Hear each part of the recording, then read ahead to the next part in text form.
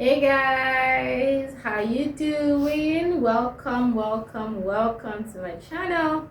This is Bologi Steven, And this is Genome Steven. aka Sababe. Alright guys, welcome. This is your first time. Super excited. We are super excited to have you here. This is not your first time. Welcome back. This channel is about all things love, relationship, marriage, family, and doing it God's way. So, this is a requested topic which might end up being a series. We're talking money matters. Money matters. Yes, money matters. And of course, like I said, this is a channel about love, relationship, marriage, and family. So, we will be talking about money matters as it relates to, relationship and marriage. Are you ready? Yep. No, let's say absolutely. Yep. Okay, so we can't even just say yes. Let's say, oh, she knows how to. Yes, I'm. Okay, so today we're going to be talking about money personalities. Yes, so just the same way people have different temperaments, people have different money personalities. What is your tendency towards money? Are we ready? I keep asking Absolutely. that. Nice one. Okay, so the first one is the spender. The spender, like the name is, money comes to your hand, money leaves your hand. You spend. Most times you're impulsive in your spending. You just want the money to be going. Yeah. Like money is on assignment in your hand. It's just that vessel. you are you are a vessel sent most times to shops and supermarkets, because spenders don't only just like, yes, they can be generous, but a lot of times they spend unaccounted for, impulsive buying. So that's the spender personality. Number two, Saver, aka. So the I feel like we the need to saver. differentiate between saver and akagon, but go on. So the saver is more of the person that wants to keep and keep and keep. They just like to see the money. It gives them joy. It gives them peace. Once the money shifts, they have heart attack. They go into sickness. Once the money piles up, they are fine. They will not spend it. They just want to see it. Well, let's leave that. We'll talk about all of the positive ends and the bad ends of all of this. But yeah, saver. Okay, so we have the chronic investor. Well, chronic in bracket. Some are just actual investors, so they don't just want to see the money. They want to know that their money is working for them. So it's not enough. They don't want to just be seeing money in their account. They want to see what the money is doing for them. That's what they want to see. So they don't want to see that I have 1,000 naira. They would rather see that my 1,000 naira has brought me 100 naira than for them to be seeing 1,000 naira. Yeah. You get? So that's the investor. Like my husband said, we'll talk about pros and cons very briefly. Is there another one? I think these are the major ones. Others come, under, depending on your degree. So, for example, under saver, you can have a good saver, and then you can have a hoarder, and then you can have a stingy person. Yeah. But these are under this thing. So, what are some of the so for the spender, of course, the good thing is that you're generous.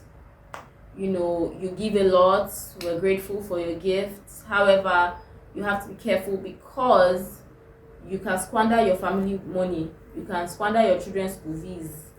You can cause a lot of issues in your home, because money that is supposed to be for the family, you have spent it.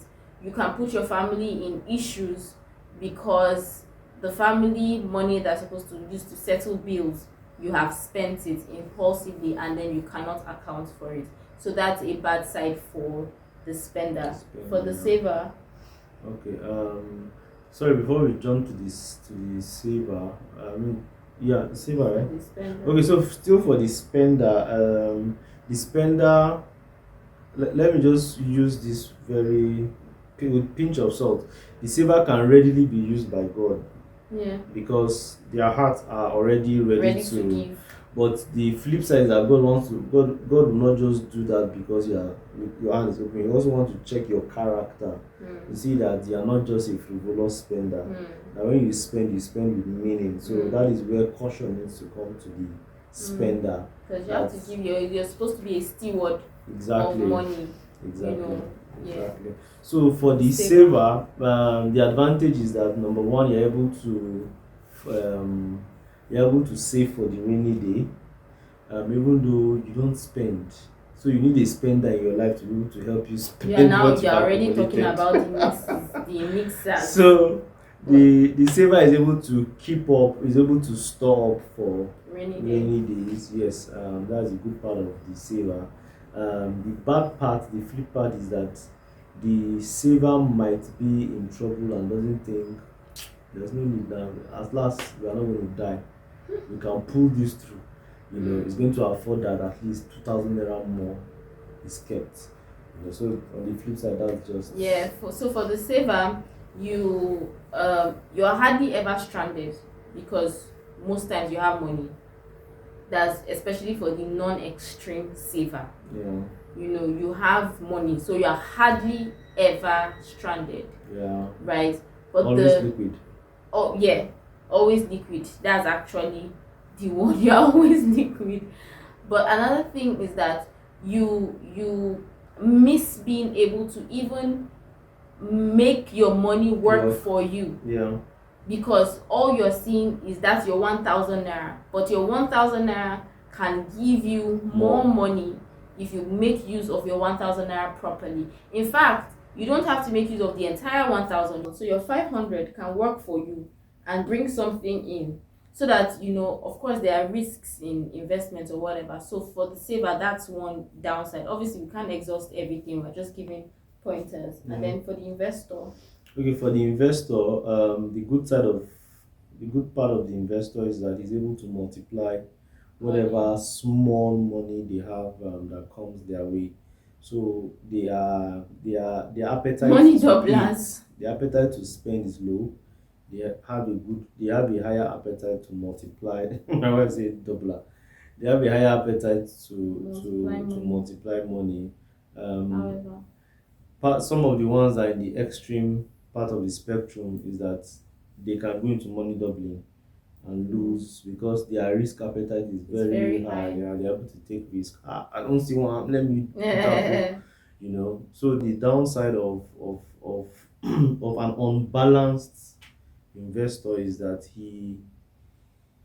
he doesn't have disposable income. All his Yeah, income is it's moved tied up to into investment. investment, So you and have a lot of money, yeah, but it's but not you don't liquid. have Yeah, any money. yeah. So the chronic investor is not good. You need a balanced investor to know how to to have liquid money To or liquid funds available to you, even if it's in a savings that can readily be called for meeting your what we call short-term needs, and then you can tie long-term funds to investment. investments. Okay, so before we go into other stuff, what is yours? I think I'm Wait. Okay, pause. Guys, at this point, if you're watching this, just guess. We'll say it now, but just guess. What do you think I am, and what do you think he is? Just guess, and then ta-da! We're gonna reveal now. Okay, so which one? Are you? spender. Saver. But okay, so I'm a saver. I like to actually see plenty money in my account. I like to see it. My friend Maddie is coming like, can you save? I can save honestly. I in fact, for most of my working career, I save more than half of my income. I save. But then what I had to learn was to start investing. So because I was just saving, I had to learn two things. I would say them. So because I was just saving, right, my money was not increase. My money was not doing anything for me. Yeah. So I would save and I'll be seeing the money increasing every month, but it could obviously because I'm saving more because I was working, but obviously it could have done more for me and become more. So instead of just looking at that 1,000, I could have put 700 somewhere to be doing something for me, and I had 300 to do other things. Then the other thing I had to learn, well, it's not like I was that bad, but I had to intentionally remind myself to enjoy life, as it were. So like you're working for this money, yes, you want to see all of this money in your account, but babe, take yourself out. So I actually went on trips. I went on vacation before I got married with my money, and all of that. So I had to learn that consciously, that yes, while you're saving all of these things, to be prudent with money, it's important that you also find time to actually enjoy the fruit of your labor. So what was something you had to learn as a Okay, spender? so for me as a spender, part of what I had to learn was how to save more and then begin to invest what I was saving, because you can't invest what you've not saved. So Yeah, saving is the beginning part, then you can graduate into into investment. investment. Yeah, Okay. yeah. I don't want this video to be too long. There were two things I wanted us to touch on. I hope we can do that. Obviously, this has to become a series, right? So we'll do other things, but quickly. Okay, so what we're going to do is that we're going to just touch on one, and then the other one will be our next topic. So when I was talking about being a saver, there's something our mentor teaches, especially during premarital classes, about your money mindset. I can't remember if that's the exact word he used. And he got me to really interrogate my mind about money. The truth is, whether you're a spender, a saver, or an investor, there is a mindset that has influenced that. Influence that, yeah. So for me, it was a few things. Number one, I never wanted to be stranded. Number two, I don't like asking for money. I don't care who you are, my parents, my best friend, my brother, my husband. Don't like asking for money. Number three, I didn't want to never not have money. Do you understand? So most of the things that influenced my being a saver were negative mindsets about money. It was a, not just pride really, but fear of not having what I need to do. And then I will have to ask somebody, oh, what if I don't have what I need to do something? And then I have to ask, oh, I never want to be in that position. So I'm going to save and save and save and save, so that one emergency that will never happen, doesn't catch me unawares. Yeah. So that money mindset thing, when I learned, like I had to really start interrogating. And that's where I want to leave us. Whatever your money personality is, let's go a step further. Ask yourself why. Yeah. When it comes to money, what are you afraid of? What are you expectant of? What are you excited about? All of these kinds of questions. What is your why when it comes to money?